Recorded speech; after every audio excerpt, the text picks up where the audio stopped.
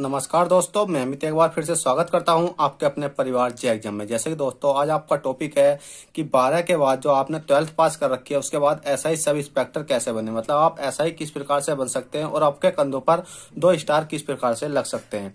तो आपको इसके लिए कुछ नहीं करना, इस वीडियो को पूरा देखना है। इसमें हम टॉपिक बाय टॉपिक जानकारी आपको मैं देने वाला हूँ कि आपको सबसे पहले क्या करना होगा और उसके बाद आप किस प्रकार से अपनी तैयारी कर सकते हैं। तो उसके लिए कुछ नहीं करना, देखिएगा मैंने जैसे कहा है कि 12 के बाद सब इंस्पेक्टर कैसे बने, मतलब आप एसआई दरोगा किस प्रकार से बन सकते हैं। सब इंस्पेक्टर का मतलब होता है दरोगा किस प्रकार से बन सकते हैं। तो आपको कुछ नहीं करना, सबसे पहले तो आपको जैसे ही आपने 12 पास करोगे, मतलब आप कितना 12th पास करोगे, 12th पास करने के बाद आपको तैयारी में अपनी लग जाना है। क्या करना है, अपनी तैयारी में लग जाना। तैयारी में लगने के बाद आपको उसके साथ साथ आपके पास क्या होनी चाहिए, बैचलर डिग्री होनी चाहिए, जो कि आपकी 3 साल या 4 साल का डिप्लोमा माना जाता है, जिसमें कि हम बोलते हैं बैचलर डिग्री मतलब ग्रेजुएट लेवल, मतलब ग्रेजुएट आपने कर रखा हो, चाहे आपने किससे कर रखा हो, बीए कर रखा हो, बीएससी कर रखा हो, बीकॉम कर रखा हो, कुछ भी A to Z आपने कर रखा हो, यहाँ तक कि MBBS भी आपने कर रखा, तो भी आप क्या कर सकते हो इसमें, मतलब अपना फॉर्म भर सकते हो। फॉर्म भरने के लिए भी आपको इसमें ये नहीं है कि आप बैचलर हो चुके हैं, मतलब आप कितने हो चुके हैं, आपने बीए या बीएससी कुछ भी बैचलर डिग्री कर रखी है, तो उसके बाद भी आपको कितनी 21 साल एज होनी चाहिए। कितनी साल होनी चाहिए आपकी, 21 साल।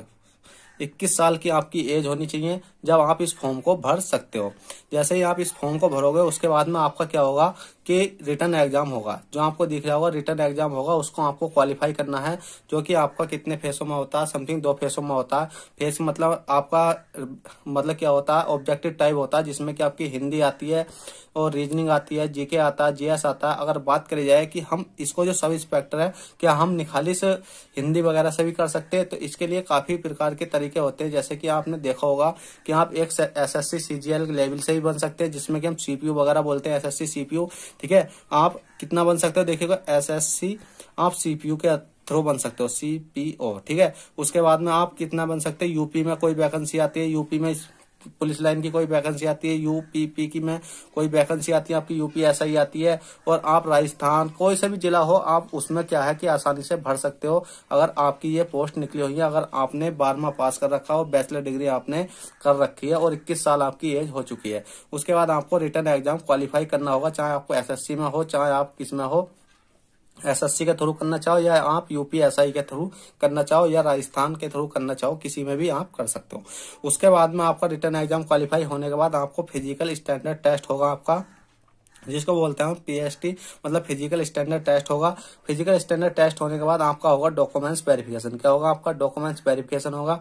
उसके बाद में आपका होगा फिजिकल एलिजिबिलिटी टेस्ट। ठीक है, आपका कितना होगा, फिजिकल एलिजिबिलिटी टेस्ट होगा। फिजिकल एलिजिबिलिटी टेस्ट होने के बाद आपका क्या होगा, लास्ट बचता आपका मेडिकल एग्जामिनेशन, मतलब मेडिकल आपका होगा। जब आपका मेडिकल हो जाएगा, मेडिकल होने के बाद आपकी क्या है कि जब आप रिटर्न एग्जाम जो क्वालिफाई किया है उसके आधार पर क्या होता है कि अगर 2000 वैकेंसी निकली है तो उसके 3 गुना बच्चे लेते हैं। 3 गुना बच्चे लेने के बाद कुछ तो क्या फिजिकल स्टैंडर्ड में निकल जाते हैं, फिजिकल इफिशियंसी टेस्ट में निकल जाते हैं, और कुछ क्या मेडिकल में निकल जाते हैं। तो जितने भी बचते हैं आपकी फाइनल मेरिट लगती है। अगर फाइनल मेरिट में आपका नंबर आ जाता है तो आप सब इंस्पेक्टर बन सकते हो। आप किसके थ्रू बन सकते हो कि एसएससी सीपीयू के थ्रू बन सकते हो। ठीक है, एसएससी सीपीयू के थ्रू, और एसएससी सीजीएल में भी ये पोस्ट होती है। किसमें होती है कि एसएससी सीजीएल में भी आपकी पोस्ट होती है, मतलब आप इस एसएससी सीजीएल के थ्रू भी आप बन सकते हो।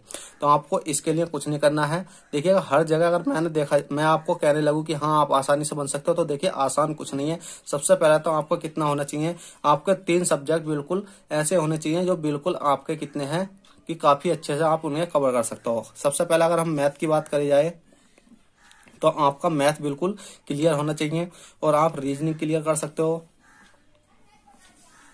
देखिए आपकी रीजनिंग अच्छी से होनी चाहिए, और आपका जीएस काफी हद तक सही होना चाहिए।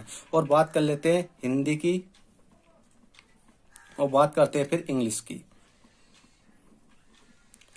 अब आप सोच रहे होगे कि हिंदी इंग्लिश दोनों आते हैं या नहीं आते, तो देखिएगा अगर आपकी अगर एसएससी लेवल से आप जाना चाहते हो, जैसे एसएससी सीपी हो गया और एसएससी सीजीएल के लेवल से जाना चाहते हो, तो आपके पास ये 4 सब्जेक्ट देखने को मिलेंगे। मैथ देखने को मिलेगा, रीजनिंग देखने को मिलेगा, और क्या देखने को मिलेगा, आपको इंग्लिश देखने को मिलेगी और जीएस देखने को मिलेगा।